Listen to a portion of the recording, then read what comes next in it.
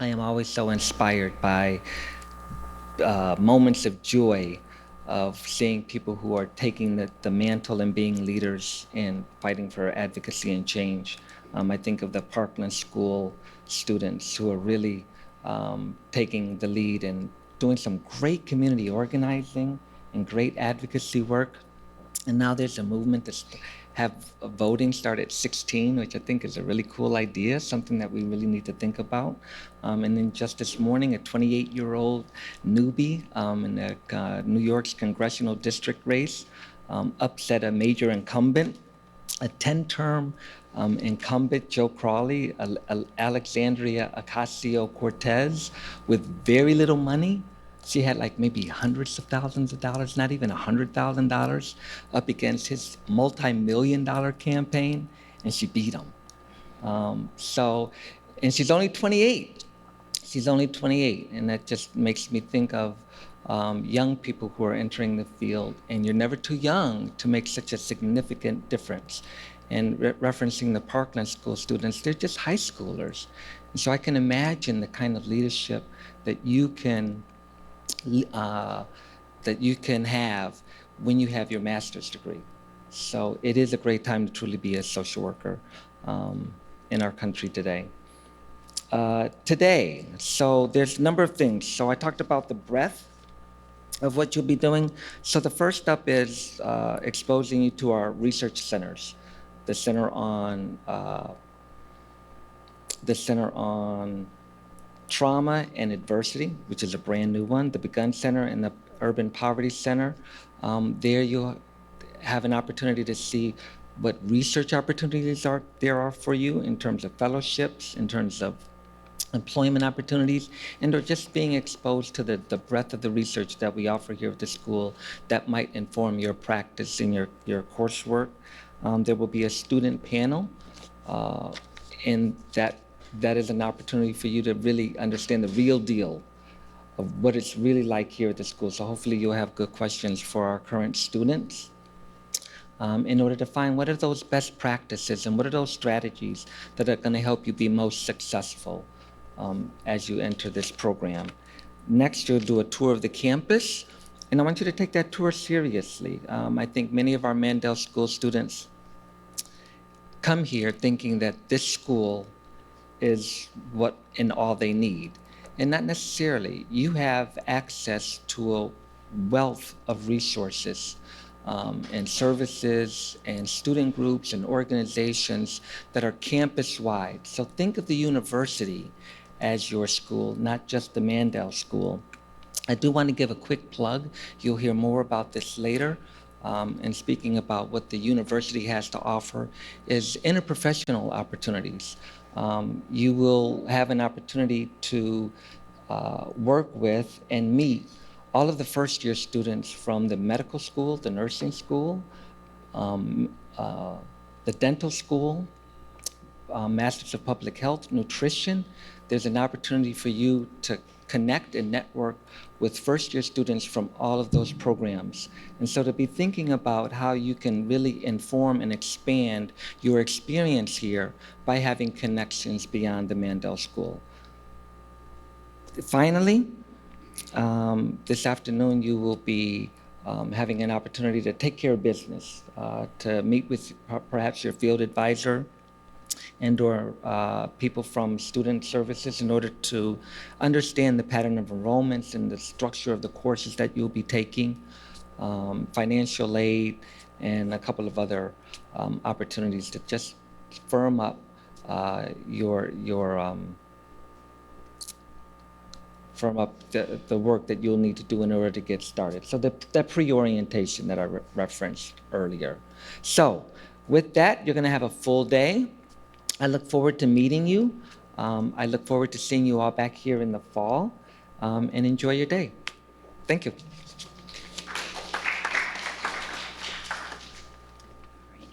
Thank you, Dr. Wilkes. And at this time, we will begin our presentations from 3 of our research centers. For the first presentation, we'll be hearing from the director of the Center on Trauma and Adversity, Dr. Megan Holmes. Welcome.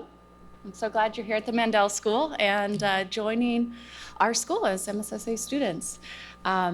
So the Center on Trauma and Adversity is recently established. We are now only a couple months old, but what I'm going to talk about today is the research that's been going on through the individuals that are now affiliated at the center, and so some of those up to 30 years of research. So I'm going to start with the Adverse Childhood Experiences Study. Has anybody heard of this study before? Good, okay, a couple of you. So this is a landmark study that happened in the early 90s, and it started with a doctor who was interested in treating obesity, and he was working with these patients, and he kept coming across these childhood experiences that these patients were describing, so child maltreatment, abuse, neglect. And so he spoke to another doctor that was working with Kaiser Permanente to figure out, can we look into this to see if this is really a trend? Or is this just something strange that's happening with my patients? And so what they did was this large 17,000 individual study of people who were holding the Kaiser Permanente medical insurance.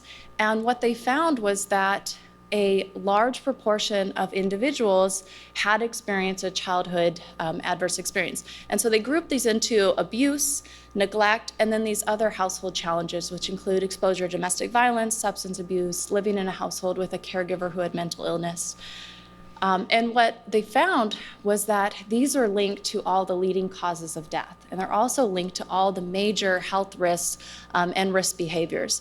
And so as the individual reported more and more adverse childhood experiences, the likelihood of them having these health risks, including less years of life, increased. So more recent research has now included an additional 5 adverse childhood experiences. So now we think about homelessness, witnessing violence, neighborhood safety, discrimination, and bullying as part of those adverse childhood experiences. So now we're looking at this set of 15. So our center is really thinking about those childhood adverse experiences and how they affect the individual long-term. And so our mission is to reduce that impact of trauma, to respond to adversity, and then to promote resilience through trauma-informed integrated research and training. So these are the SAMHSA's 6 principles of trauma-informed care, and what we do as a center is to try to embody these in everything we do, from our research to our teaching to the way we interact with individuals. We have them printed on these little cards over on the table, so you're welcome to pick them up and carry it with you. So this is our overarching vision of the center. So we have research, that focuses on the effects and consequences, protective factors, and development of interventions. And then we have a training component that I'll talk about just a little bit at the very end. So our research primarily looks at the effects of trauma. Now we know that trauma affects individuals negatively, but we're also trying to identify what are those protective factors. So for example, in my research that looks at the effects of domestic violence on child outcomes, I found that 40% of children experience resilient outcomes, meaning that they fare just as well or better than kids who are never exposed to domestic violence. And so the question then becomes, how is that happening? Why is that happening? And what can we do with those protective factors in order to translate them into interventions? So that third component of our research agenda is to develop interventions to be tested to help these kids, those individuals, and these communities that are experiencing trauma. So next I'm going to go through our faculty affiliates and talk briefly about the type of research that we're doing. And I see the formatting shifted again. So this is me. I look, as I said, at the effect of domestic violence on childhood outcomes, identifying those protective factors. Jennifer King is our assistant director of the center, and she has developed a pictorial-based trauma screener, and she's working on a second version that's going to assess for trauma as well as victimization through a statewide project, which I'll touch on in a minute. Sonia Menez is also the doctoral program chair, and her research has looked at, for the past 24 years, the effect of prenatal cocaine exposure on child development. So these kids that were in her study as in the womb are now 24 years old, and she's shifting her focus now to the opioid epidemic, and she's starting to look at the effect of prenatal opioid exposure. Laura Voith looks at domestic violence as well, but she has a different lens looking at it. And so she's focusing on boys and men who are offenders. And what her research has shown is that these individuals have a history of trauma themselves. And most of our batterer intervention programs don't address this underlying trauma. And so right now she's testing this intervention that includes an aspect of addressing trauma. Victor Groza is a nationally known expert in child welfare, and he has specifically looked at institutional care in many other countries and how that affects child development and the type of practices that could be shifted to have better outcomes for these kids. Amy Korsh-Williams is our director of field, and she brings such an important level of clinical experience and a trauma lens to all the work that we do in translating that research into clinical implications and clinical practice. So what does it look like when we do these studies in the field when you're out working with your clients? Margie Edgwire is looking at the effect of substance abuse on adolescent development. And so she looks at through a lens of positive youth development. So again, what are those protective factors that contribute to better outcomes in children? She's also an expert in mindfulness, and she developed a new course that will be offered in the spring about mindfulness. Myung Min is also looking at adolescent substance use and looking at the different factors that may mediate or moderate the pathways between these early life stressors and these adolescent outcomes. Dr. Mahoney is an early interventionist specialist, and so he's developed 2 different interventions that focus on parental responsiveness. His earlier interventions were with children who were on the autistic spectrum, but now he's shifting this focus, and actually in collaboration with Sonia Menez, to look at parents who are using opiates and how can we help shift their parenting to better respond to these kids so that they have better outcomes. All right, so I'm going to talk kind of quickly through a project to give you an idea of what this looks like in research and how students have been involved with the work that we've done previously. So this is a project that I did, and it's published in a white paper form over on the table, so you're welcome to pick this up as well. And so I had this study that was a statewide study to look at the effect of domestic violence on children and come up with recommendations for Ohio. And so there's these 4 different components of the study. I hired 24 MSSA students to complete this study, which was really exciting work, and actually all their names are listed in the publication as well. From this, we identified several issues, and I'm not going to go into, I'm not going to actually talk about these issues because you can read about them. But the idea is that we had these different parts of the study. We identified the issues that were most pressing throughout the state of Ohio, and we came up with recommendations. 2 of these recommendations I'm going to talk through because they link to our next studies that are currently going on. One of them was this idea about coordination between systems. So what we heard loud and clear from the agencies that were serving the children who were experiencing domestic violence is that the systems that are also serving these same kiddos are not well connected. And so the recommendation was to create this coordinated statewide response. The other recommendation that we had out of the 7, the second one, was about trauma-informed care training. And so we wanted systems that weren't necessarily clinical systems providing therapy to be able to know about trauma, to know what it looks like, and to be able to respond in a way that is safe for the individual and doesn't re-traumatize them. And so we focused on schools and hospitals as our primary focus, but we also had this broad statement about we want other child serving systems to be trauma-informed as well. So these are the papers, and you can get them on my faculty webpage if you want to download them. So from there, the Ohio Attorney General's office contacted me as they're putting together this grant application to say, we read your white paper, we agree there's this linking systems that needs to happen, and so we're putting in this application.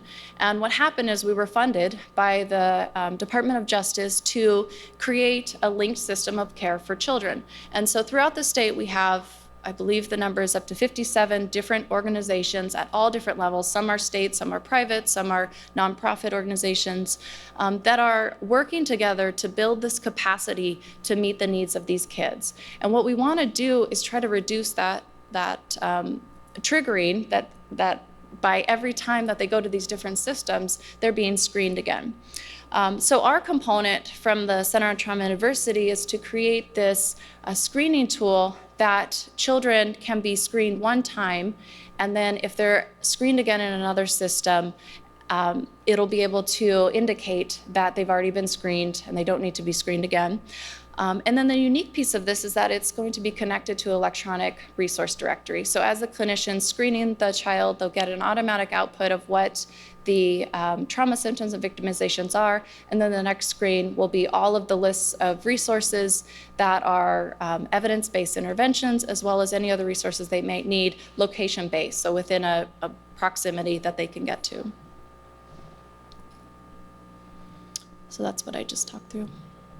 So the other piece, the other study that I wanted to mention briefly is a new study that just started recently. It's a new project. And this one is about the trauma-informed rec centers in Cleveland. And I don't know if any of you saw in the news, Mayor Jackson put forth $1 million to create trauma-informed rec centers.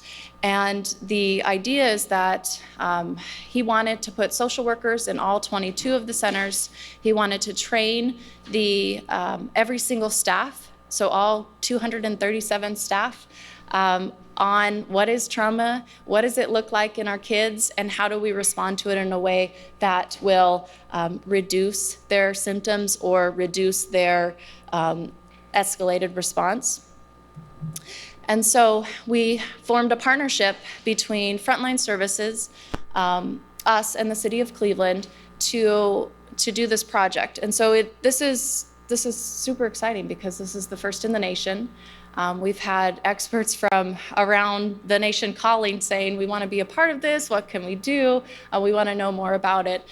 So this is the first system of trauma-informed rec centers. So there's a piece that's the evaluation of the training, which is a partner over in the medical school. And then a really exciting part that I'm a part of is a trauma-informed organizational assessment. So that means I'm working with the staff to identify, based on those 6 principles I showed you before, what are how well or how closely are each rec center aligning to those principles, or where are they needing adjustment? And so the idea is that then we're going to partner with them to help them identify what are ways that they can make these subtle transitions in the way they respond to youth. We've done 2 months of training now, and in the second training we heard some really exciting reports back from the staff.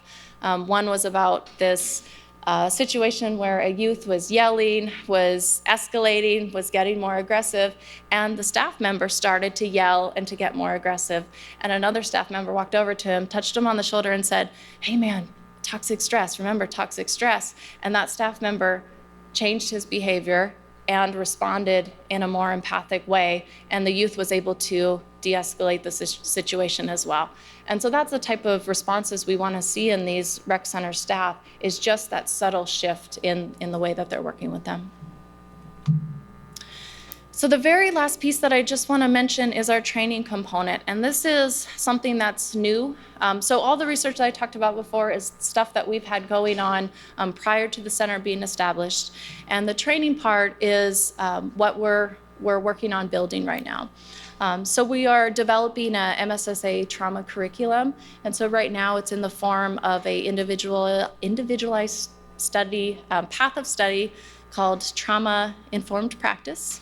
And so we have 4 courses that are approved for this individualized path of study. And we'll be working to build more courses so that hopefully we can get to a point where we have a complete specialization. We are collaborating with Bruce Perry and the Child Trauma Academy to bring the neurosequential model of therapeutics to the Mandel School. So this is something that Dr. Perry had reached out to Jenny King and myself about our interest in bringing this empirically based brain model to the school.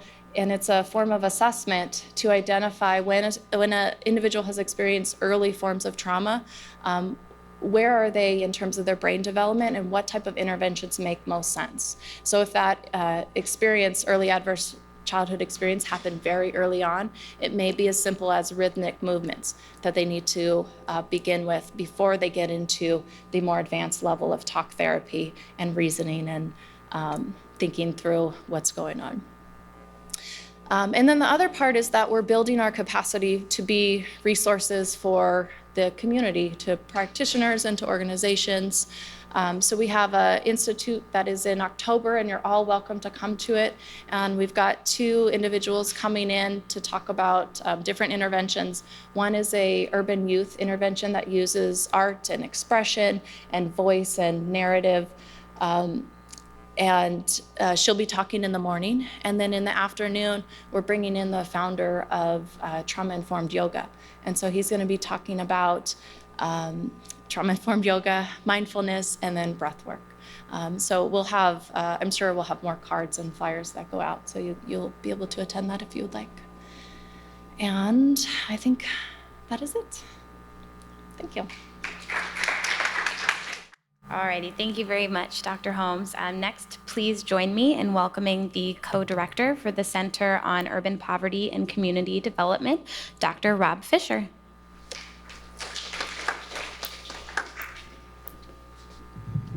Good morning, everyone. Good to see you all on a rainy morning. Thank you for being here. I want to share with you some of our work at the Center on Urban Poverty and Community Development, which we call the Poverty Center, one of the oldest centers here at the school. We're celebrating 30 years of work this year. And unfortunately, that means that we have not solved the implications of urban poverty. And so the work remains very vital to the community. And our center was founded as part of a network of sites in 1988, funded by the Rockefeller Foundation and other national partners who were interested in seeing more attention to the conditions of urban poverty. And Cleveland was selected, and the Mandel School was selected to be a part of this. The theme of our work is really around putting data into the hands of decision makers, better data. So the theme around empowerment through data. So we work very closely with a lot of practice organizations, nonprofits, policymakers, and community leaders to make better use of available data in their work. So I want to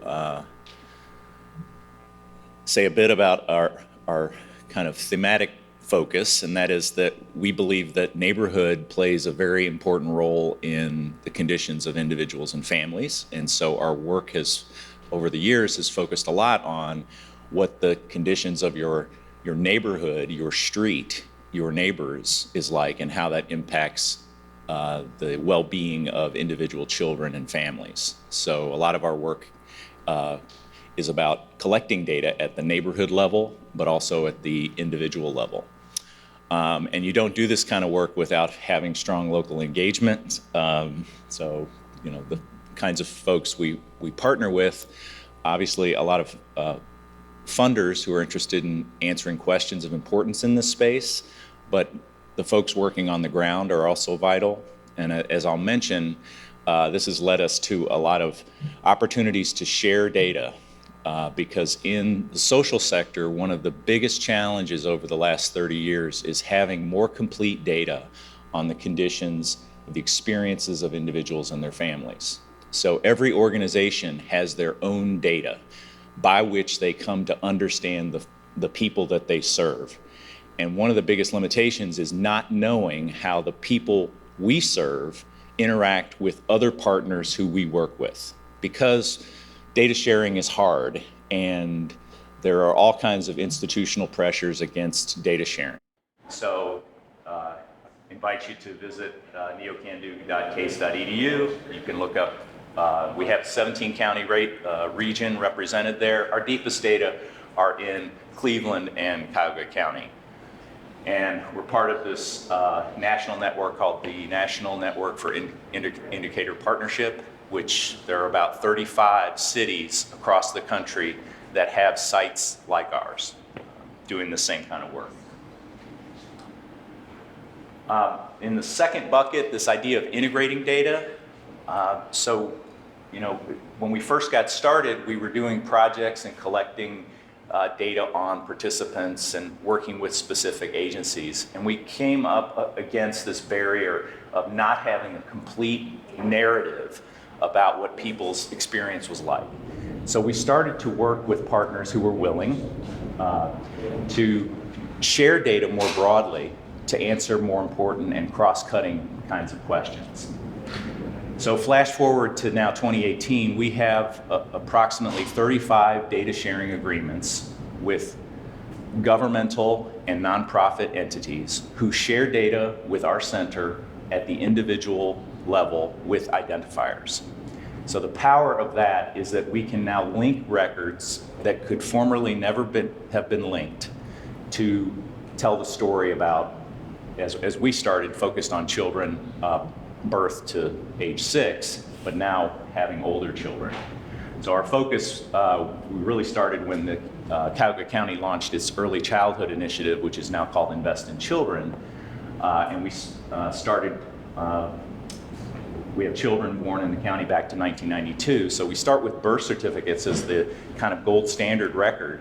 And then we match forward the kinds of records that you see here: public assistance use, child welfare data, involvement in juvenile court, blood lead levels, participation in high quality preschool.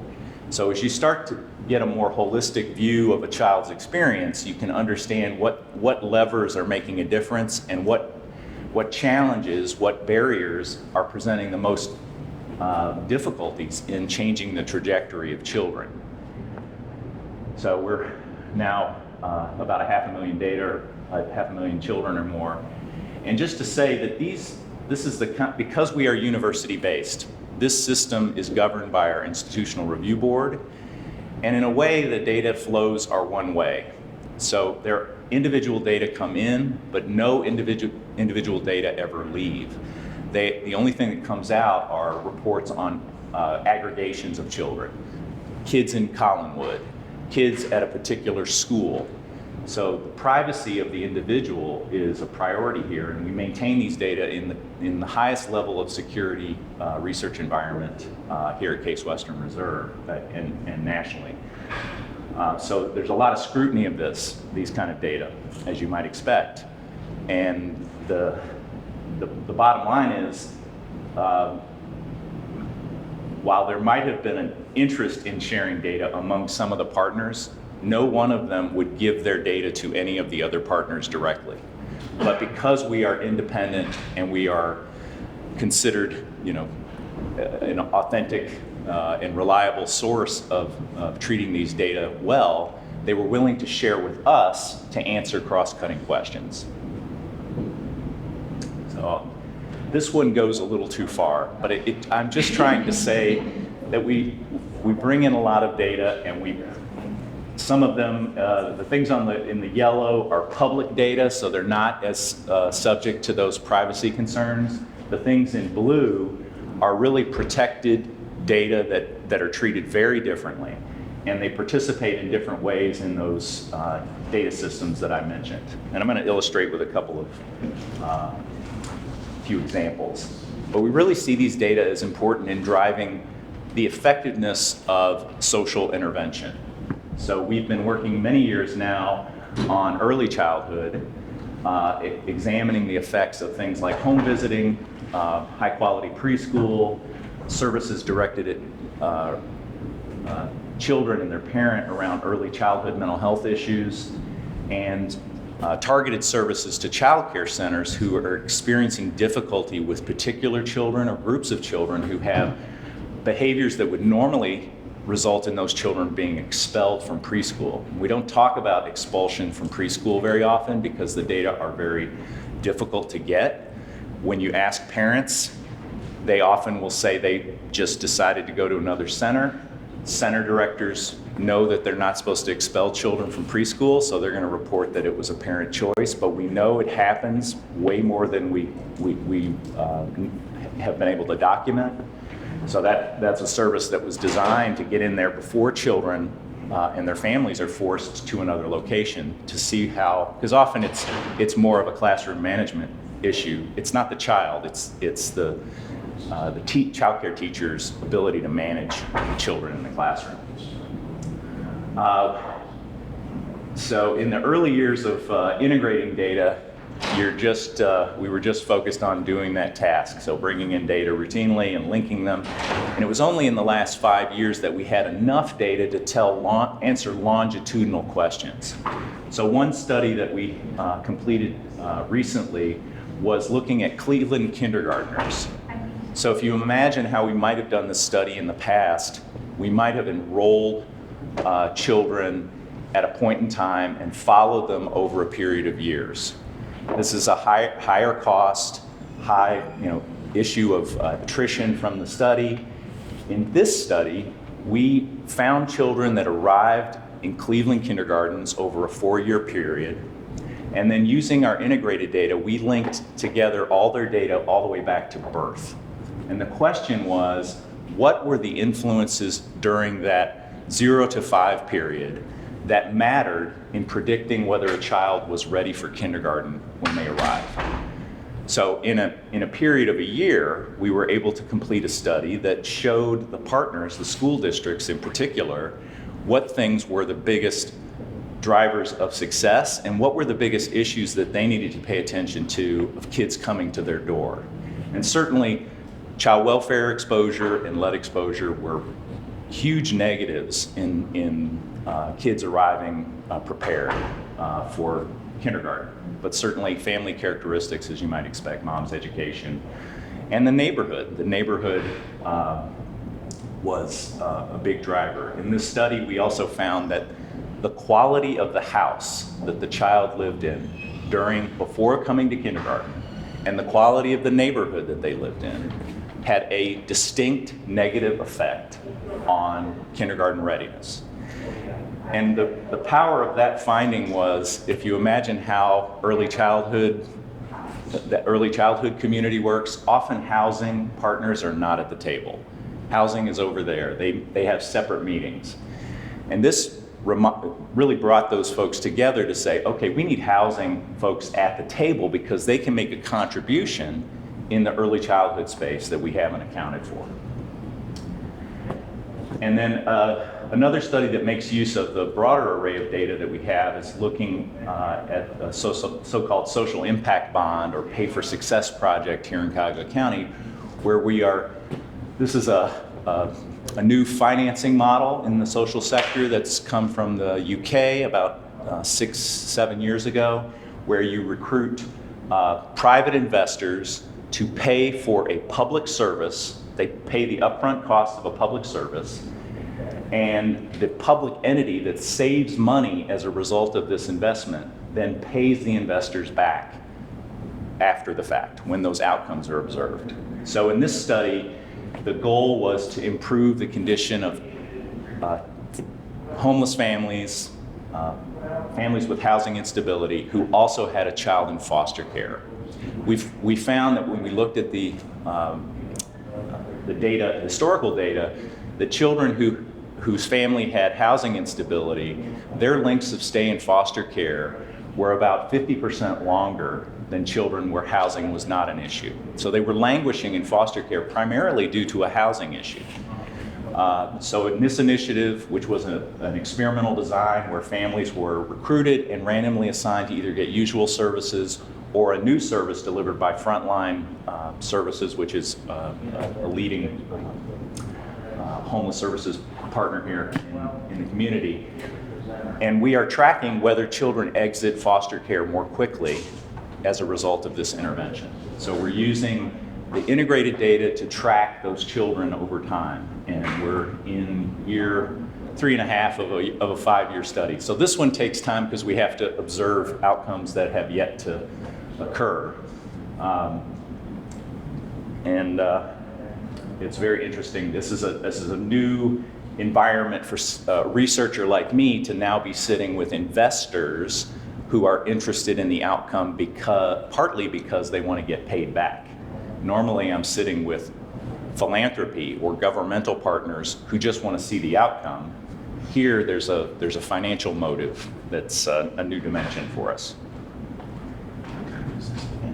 So just a couple of highlights. We are also expanding our work on the community data, we're working with a number of partners who, they're not going into NeoCanDo, but we are setting up these APIs and other apps that will draw data out of our holdings and to mobile devices, to dashboards that are on other people's websites. So they don't want all our data, they want 6 indicators that they can have routinely updated on their website. Cleveland Neighborhood Progress has this Neighborhood Progress Drivers dashboard on their website, but the data are routinely extracted from our site. And then on the integrated data side, we initially focused on children, but now we have, children born in '92, they're now in their 20s. So we have them as they're getting older, and some of them are now parents, so we have their children. So it opens the door to now looking at intergenerational questions, at least for a subset of the population.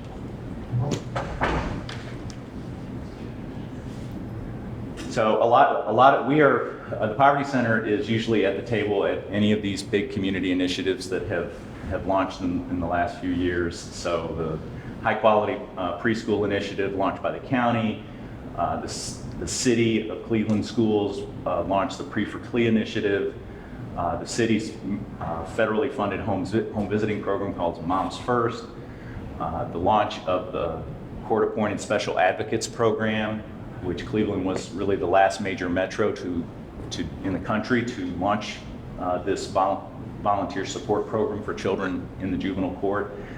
So we're doing studies of all of those areas, and I mentioned the Pay for Success.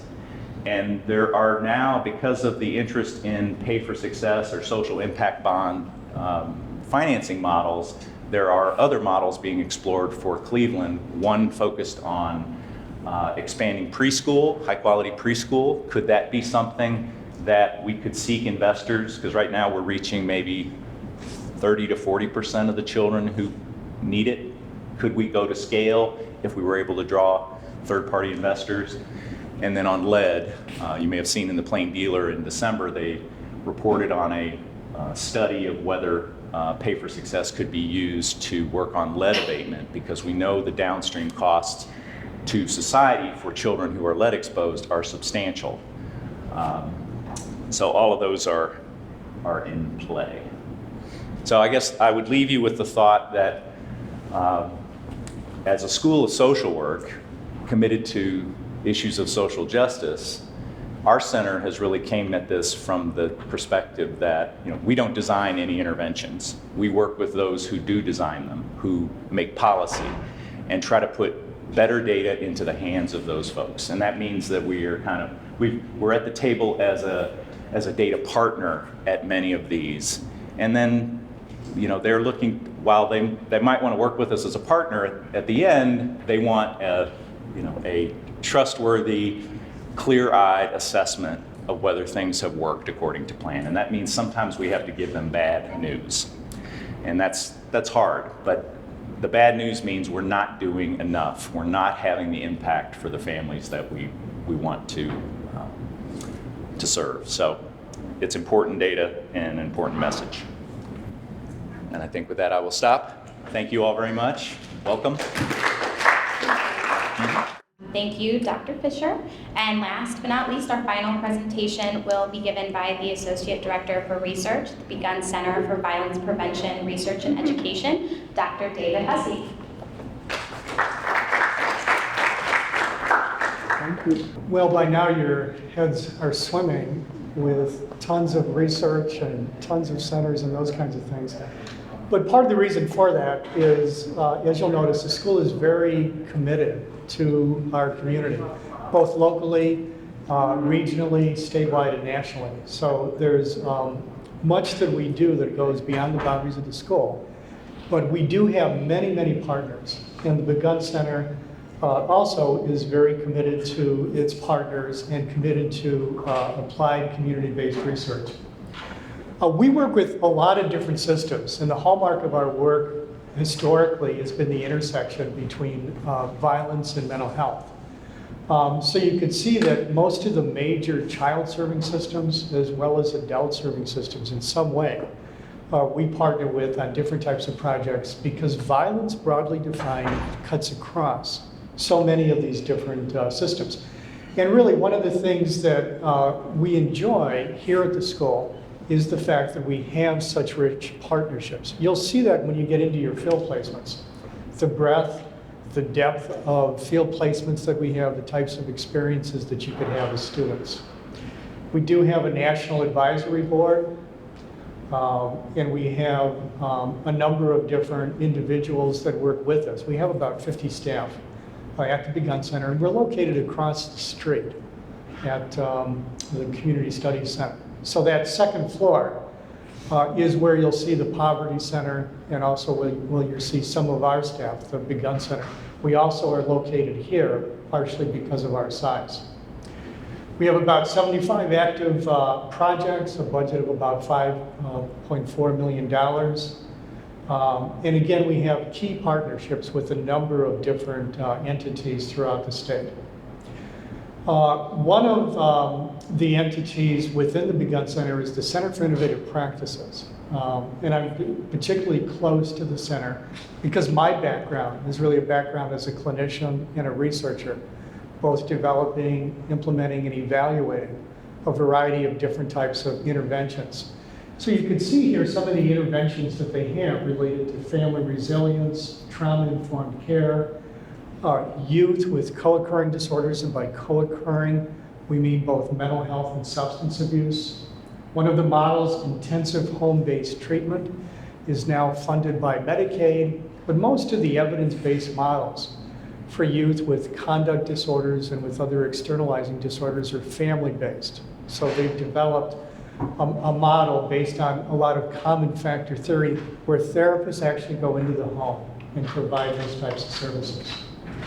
Integrated co-occurring treatment, high fidelity wraparound, and multi-systemic therapy. So again, these are all evidence-based models. They're all models that the Center for Innovative Practice is very familiar with, provides training on, not only throughout the state, but also nationally. As we mentioned, there's a lot of different research partnerships and many, many different entities. If you begin to think about some of the partnerships and some of the projects we have, one is a call for action to prevent gun violence. Most of you are familiar with the media and with the concerns about violence, school and other types of shootings. National initiatives are starting to really be more coordinated. And these are some of the various types of factors and principles that go into this call for action. You can see, if you look at number 3, adequate staffing for school and community-based mental health services for at-risk individuals. Many of you are in an ideal position through your training here at the Mandel School to be part of these initiatives because you'll have the background and the experiences to provide the much needed services, particularly behavioral health services that are required. You may or may not know we have a huge workforce shortage, particularly in terms of behavioral health. And there's initiatives and funding that are trying to address those shortages and put skilled, competent people into key workplace environments. And this is a big part of what we're doing.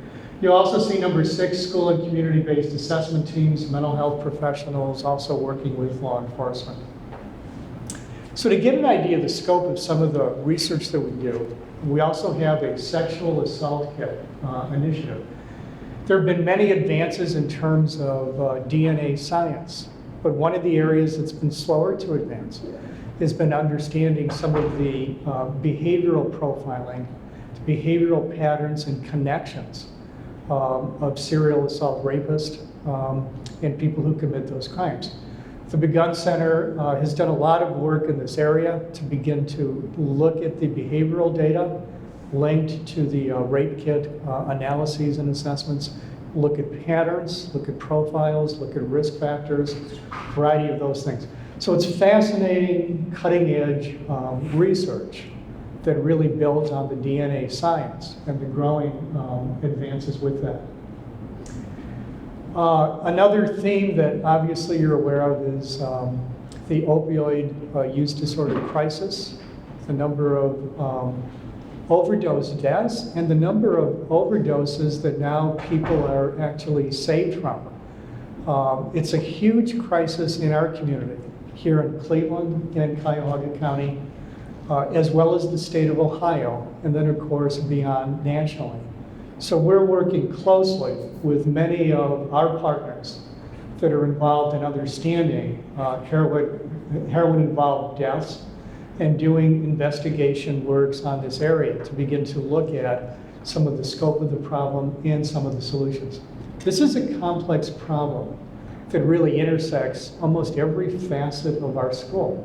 Every concentration, two concentrations, and specializations, in some way is also touched by the opioid crisis. So the school is really in many ways in the center at the cutting edge of trying to look at solutions and look at some of the things that we can do in terms of trying to resolve some of these issues. I have to say personally, it's incredibly challenging. And one of the reasons it's challenging and one of the themes is you have populations that have incredibly powerful addictions that are not help-seeking. And you'll see in your work here at the Mandel School that oftentimes we're committed to the most vulnerable populations, and those populations are not help-seeking populations. So the strategies we use, the lenses that we use to understand their backgrounds, their histories, their trauma, the approaches are really critical. They're not easy, they're not simplistic, but they're very much needed in order to make an impact. This is one of my projects, and it's probably one of the most challenging projects that I've ever had. It's called Assisted Outpatient Treatment. It is the most vulnerable group of adults that have serious, severe and persistent mental health illnesses who cycle through inpatient and hospital settings. So this is a SAMHSA-funded project to try to look at developing different types of intensive treatment models using civil court leverage to help put people into evidence-based outpatient therapies to try to stop that cycle and stop that trajectory of sort of the inpatient hospitalizations. So it's a very challenging population. It is not a help-seeking population. It's a population that's experienced significant adversity, but it's also a population we can do a much better job with. And that's part of what we're researching and working with our partners to do. You may or may not be aware that the Cleveland Police Department has a settlement agreement that really encompasses a lot of widespread reforms. And a number of those reforms also include a mental health response to it. So we're really helping to kind of shape that process, particularly around evaluating how our community is responding to this settlement agreement. Another fascinating project we have are police-assisted referrals. We're connecting violence-exposed youth and their families who are involved in police calls to try to connect them with much-needed mental health, trauma, and other types of services. So one of our faculty members actually has done ride-alongs and does ride-alongs with CMHA Police, is very experienced in what police officers face as well as what youth and families face, and looks at that intersection, does a considerable amount of research and particularly a considerable amount of training to the officers on using and developing mental health skills to handle these situations and to look at different types of referrals that could be made. Domestic violence obviously is a core theme in our work. and as well as homicide prevention. And we've done some really important work looking at understanding the risk for domestic violence, homicide. And then the Defending Childhood Initiative. This is a very large initiative that involves screening for children exposed to violence and trauma. So it's a community-wide initiative that's done about 23,000 assessments since July 2012, and it really begins to look at the impact of violence, exposure, and trauma, and some of the referral options. And finally, one of our projects that's received a great deal of attention, we call it BHJJ, Behavioral Health Juvenile Justice Initiative. Nationally, there have been significant reductions in the number of youth who are incarcerated, particularly who are incarcerated for long term in state facilities. Ohio has actually been one of the leaders in this initiative. And part of the reason Ohio has been so successful is we've been able to develop some pretty strong and robust community-based treatments to divert youth and to provide them with the much needed services that help to prevent violent and aggressive types of behavior. So this project has been around since 2006. It has a long and really very, very successful history. It's a national model.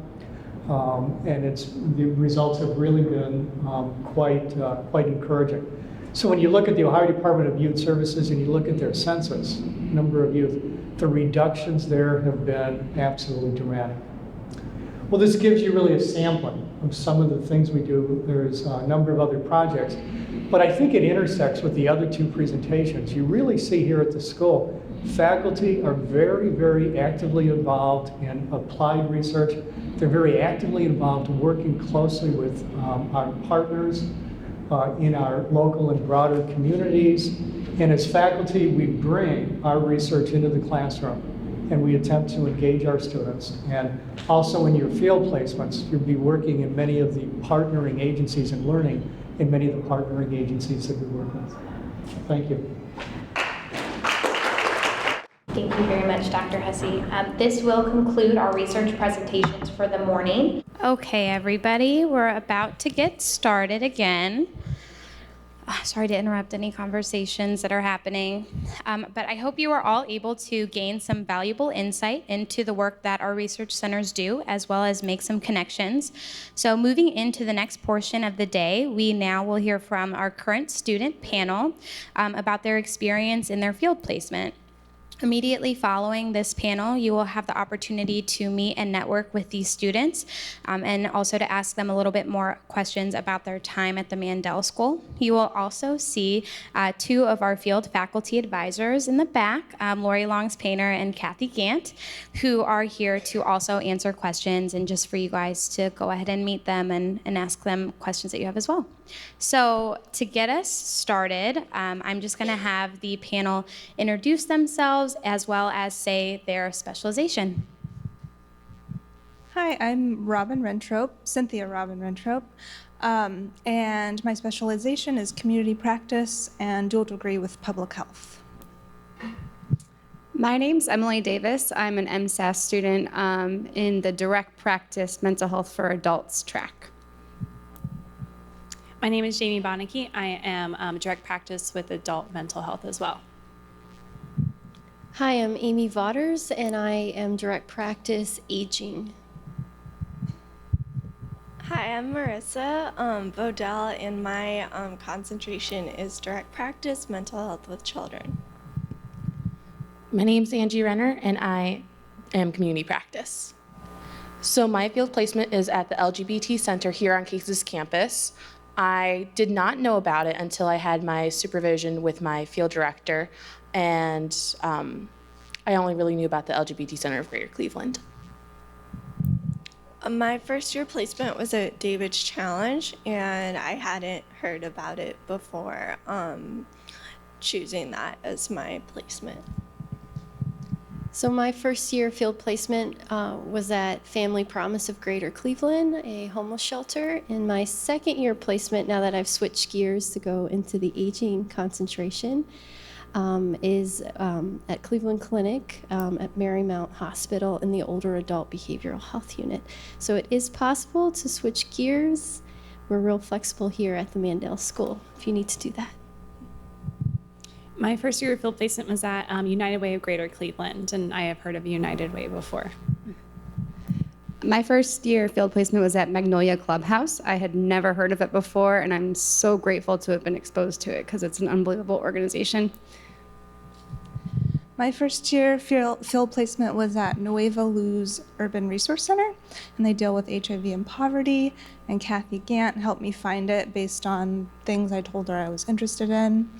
And then my current field placement is called May Dugan Center, and I work in a trauma recovery center and then with just different departments, and that I found at a conference I went to on human trafficking, so I hadn't heard of them before.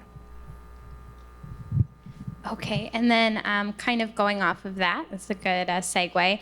My next question is, how did you choose this placement? And especially, how did you prepare for it? Or what steps did you take before securing it, such as interview prep or anything of that nature? I'll just go off of the current one, May Dugan. For that, so when I found out about them, I was like, oh, this is super cool. Looked them up on the website. Talked to Kathy. We brainstormed how to make it work, because I don't think they weren't currently a site, so we had to develop it.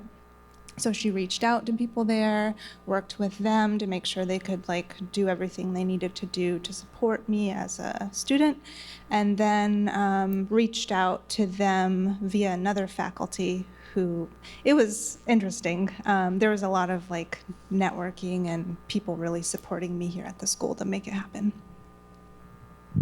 So my background is not in mental health or social work or anything like that. This is basically a career switch for me. So I went into talking about field placements with an open mind and got a lot of information from my field advisor well before even going on an interview. And she helped me kind of narrow down what the options were. And I did a lot of soul searching and narrowed it down to about 3 different agencies. And to prepare, I really just looked them up online, watched videos, and in terms of preparing myself for the interviews, I just kind of did a brainstorm of kind of what was my past career and how does it translate into what I might need to be focused on for the placement. But in the end, it ended up working out because there's a lot of skills that are kind of transferable, so it worked out. I was living overseas and also living in Florida at the time when I was trying to figure out my first year field placement. And so everyone was really flexible about doing my interviews, setting my interviews up via email and then having them done over Skype or over the phone. So it was really nice to be able to have that flexibility with it. So if you're not here for the interview process, it's okay. You can usually talk with people about that, the people you're interviewing with. I had narrowed it down to 5 places. I was kind of all over, but I came in as a community practice, and United Way kind of made sense with what I was going for at the time, and it was really comfortable for me. What I did when I first contacted the people that I was going to have interviews with, is I sent them a copy of my resume, so they had a good understanding what I was going to be, what my background was. And then I also did a lot of research in preparation beforehand as well. So I had conversation. I had pre-made questions to ask after the interview too. So I'd say it's really important to know your resume and understand why you're sitting before the person. An interesting interview question that I had for my second year placement. So I switched over to aging, and I have a background in Peace Corps. I served several times, and I have an MFA. So I have all these things that are kind of different than being, involved with geriatric social work. But knowing my resume well enough and the experiences that led me up to the point that I am now in making the switch, the people interviewing me at the Cleveland Clinic said, oh, wow, that makes so much sense. I can understand why you're interested in this. So I would say definitely look at your resume critically before you go into your field placement interview, because it is like a job interview and you should be ready for it as if you were actually getting employed there. So after meeting with my field advisor, I narrowed my placements down to about 4 different sites, and I sent emails to those sites and with my resume, and did a cover letter as an email, and then I met with the field supervisor at David's Challenge. And then after that, I was invited to observe the summer camp at David's Challenge to see if it would be a good fit for me. And after doing that, I realized that it would be a good experience for me and a way to develop my clinical skills. So I came from a school that offered a BSW, and my field placement originally, they just gave it to me. I didn't really get to pick where I got to go. So when I came here and they gave me a list, I was kind of taken aback. So I worked with my field supervisor and narrowed down about to 5 or 6 options. I looked at the organizations, looked at what their mission was, and then when I would have the interviews, especially since I'm community practice, I made a point to ask what the normal duties of an intern are to make sure that not only were I fulfilling their needs, but they were fulfilling my needs. Because sometimes with community practice, a lot of people don't understand that it's not one-on-one or direct work. So when you're, especially if you're in community practice, looking and seeing what you need out of it to get the best experience. So I'm still at the LGBT Center right now. I'm an advanced standing student, so I have 3 semesters. A normal day is I open up the center, I go through and make sure everything's taken care of on the daily tasks, and I start working on some of the projects I have. So 2 of the projects that I'm working on currently is updating our safe zone to be a little more inclusive and to take a bigger systemic view. And then we're also working on a collegiate career fair for Northeast Ohio. And my task is to look at the employers that are coming in and making sure that their policies are the most inclusive. So a lot of the work I do is analyzing. Additionally, I go through and meet with some of the student leaders at the LGBT Center and assist them with any of their needs. So I do a little bit of direct practice, but I also do a lot of analyzation. So David's Challenge serves low-income children and families, and as far as like a typical day of what like I would do when I got there is I would work on like progress notes that needed to be completed, as well as doing planning for my group sessions later on, as well as individual sessions and just like getting materials ready and things like that. And then during the after school program, I would, depending on the day, I would have a group session with the kids where we would work on social skills. And I would also meet with children for individual therapy sessions. So, excuse me, Family Promise is a small homeless shelter on Kinsman, and primarily it serves single mothers. Sometimes we would get families intact, but primarily we were serving single moms. And so every day would be different depending on the clients that would be in the shelter at that time. So we would work with them to make sure that they had like their social security card, their birth certificate, strategize with our employment team to get them looking for work, updating their resume, and just improving their job skills. So it really varied day to day. I was a supportive staff member there to assist the case managers, follow up, make sure the clients got what they needed for that day. My field placement varied day to day too. My supervisor was very organized, which I really appreciated because I'm very organized as well. And so we'd always have a calendar schedule, and I'd always know what appointments I had to do, and who we were meeting with for the day, and what my assigned tasks were. because we were a nonprofit agency that funded other agencies. We did a lot of site visits, so we'd go out to other visits in the community and get to know them, talk with them, see what they're doing with the current funding, what was going on, what challenges they've been facing. I would also meet with other leaders in the community, and I did help with requests for qualifications and then the funding process. So my field placement, there wasn't really a typical day.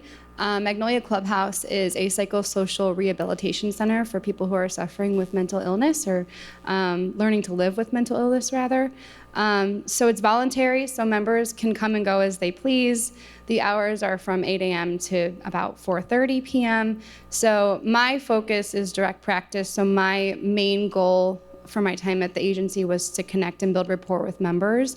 So given that there was an array of different types of people that came through, each day was different, which I love, something different every day.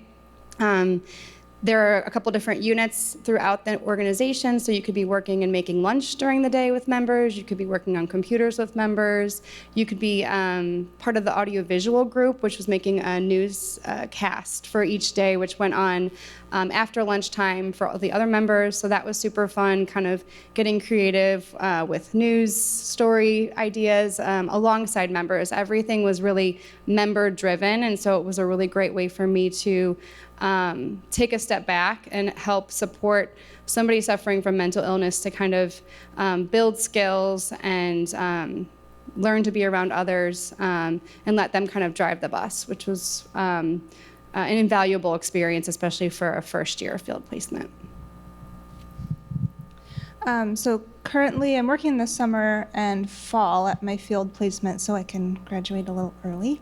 And so we developed this site in a strange way, but I'll tell you anyway. So I have 3 mentors and then a clinical supervisor. So in a typical week, I guess, because I'm doing like chunks of things, I'll work with the executive director, going to committee meetings, board meetings, presenting like new ideas for organizational change.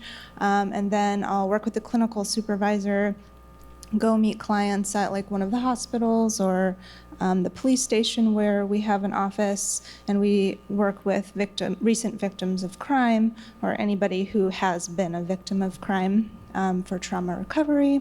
And then working on my capstone for public health. So I work with one of the directors in the Trauma Recovery Center on that. So we're doing a vicarious trauma amelioration intervention. So we're working with the entire organization on that. And that's really exciting. And then the last thing is working with the development director. So I write grants. I just write a bunch of grants. Yeah. Thank you. And then just to wrap up, our last question would be kind of any major takeaways that you've had during your field placement or anything that really stands out to you. I think at MSAS, there's like this general thing that's common in everybody, that we're very creative and excited about what we're doing, and we're all like super smart and amazing. Like all of you are amazing. And so just remember that you're taking something new to your field placement. You are like this bright shining light, and don't let it be dimmed. Like share it with other people because they're excited about your ideas. They really, really are. That's hard to follow up.